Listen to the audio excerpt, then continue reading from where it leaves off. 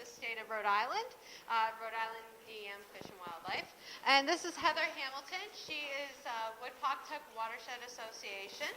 She's been working there for a couple of years now, and she's actually going to be starting everything off talking about something that is near and dear to both of our hearts. So I'm going to have you direct the attention. We don't have a heck of a lot of time, so we will turn around and we will try and talk really fast. But please stop us at any time for questions, or if you want to add something, please feel free to do that.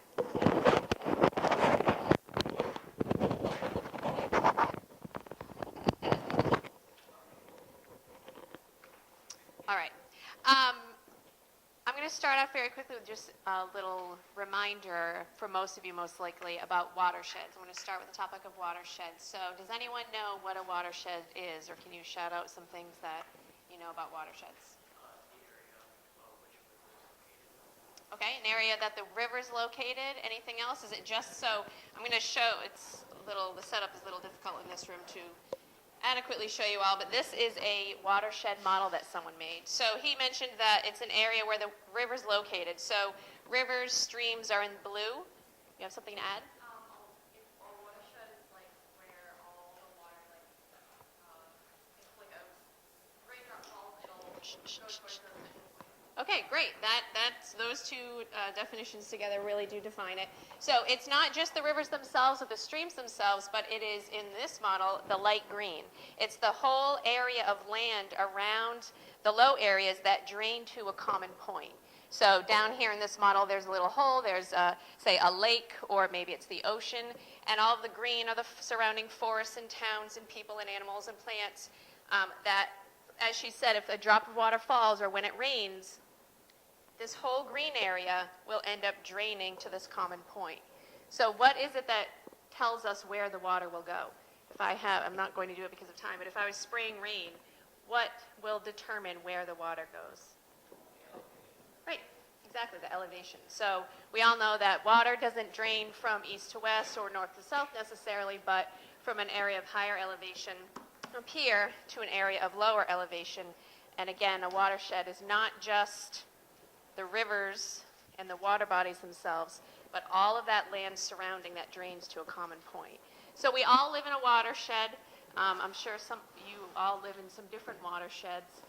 I represent the area that drains, all the land that drains into the Wood River and the Pawcatuck River, which then flows down into westerly into the Atlantic Ocean. And that area, that watershed, is actually around 323 square miles. So you can have large watersheds, and within the watersheds you can have smaller sub-watersheds. So you might have the watershed of the Beaver River, which is part of the Wood-Pawcatuck watershed. All right, so, and finally, as far as definitions when it comes to watersheds, the areas, so we were saying how if you spray water on this, all of the water in the green will flow down to that lowest point, that common outlet. But what happens to the water that, say, lands in the black area or the dark green area? Exactly, it's just a different watershed. And that area is defined, again, by the elevation or a ridge line or a divide. So that is the deciding factor of where the water will flow. So there are physical boundaries of a watershed, which are defined by elevation, but there are also political boundaries that you have to be aware of when you're dealing with, say, regulations or water issues as a whole, because there may be multiple towns within the same watershed. So you have to have people on board as far as what to do about the water. Conservation, pollution, drinking water, and protection of the water sources. So it's not just, what's here in green, but there could be a town line in the middle, so towns can share watersheds. So that's just a very quick briefer on the watersheds. And Kim is going to continue the topic, a little activity for you guys. All right, so Heather went and she used a whole bunch of different terms. And we're going to talk a little bit about that.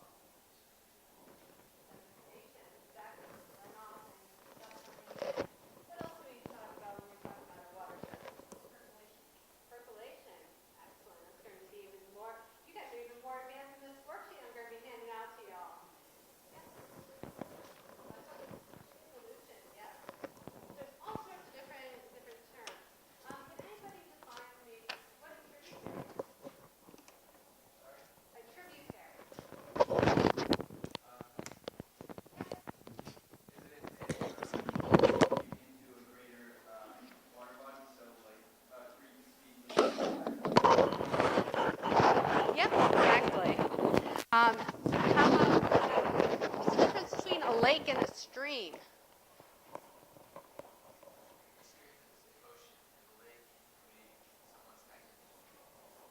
Exactly. So there's all sorts of different terms that we actually use to talk about.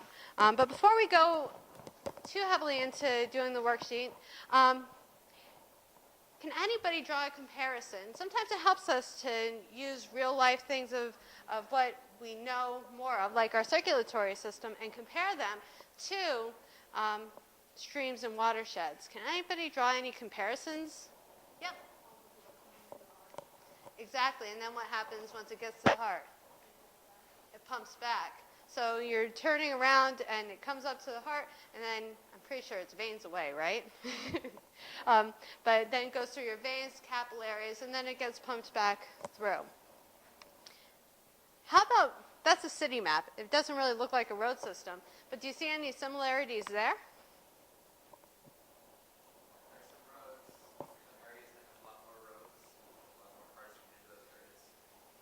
Exactly.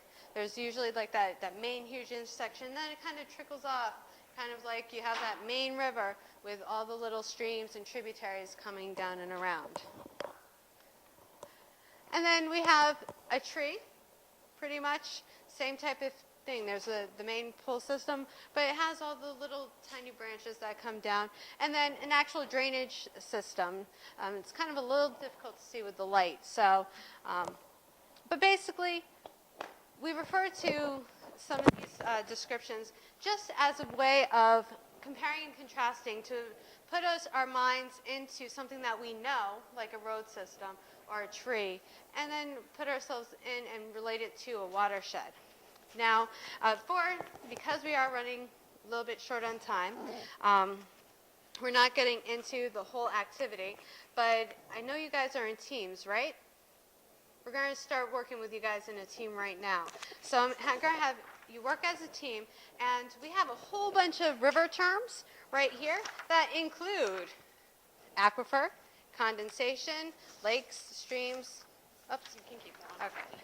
So Heather's going to hand them out to the team. We're going to give you about 5 minutes for you to take a look at and define and point out which of these areas is under what term. I think I completely. I think I only did 20. So I'm just going to say one per team.